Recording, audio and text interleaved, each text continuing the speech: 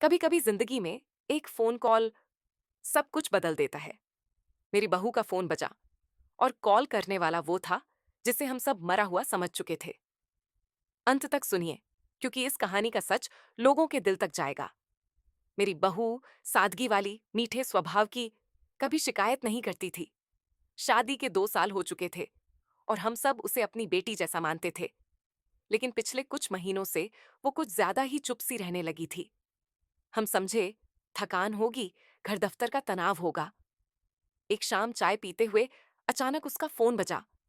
Screen पर एक नाम चमका और वो नाम देखकर हमने सबने सन्नाटे में एक दूसरे को देखा।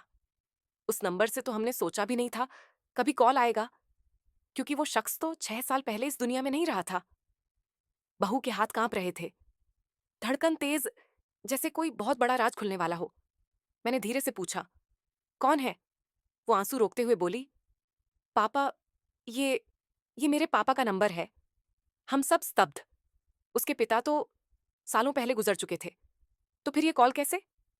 वो कांपती आवाज में बोली, जब पापा बीमार थे उन्होंने ये नंबर मुझे दिया था।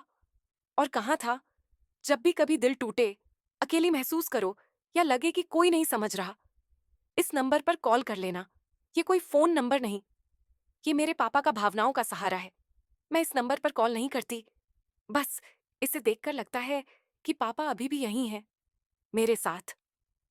अब हमें समझ आया क्यों कई रातें उसकी आंखें लाल होती थीं, क्यों वो चुप हो जाती थी। कभी कभी किसी को रोते हुए नहीं देखते तो इसका मतलब ये नहीं कि वो नहीं रो रहा। कुछ दर्द ऐसे होते हैं जो इंसान सिर्फ अपने बिछड़े हुए लोगों से बांटता है। अपनों को खोने का दर्द किसी दवाई से नहीं जाता, बस प्यार और समझ से थोड़ा हल्का होता है।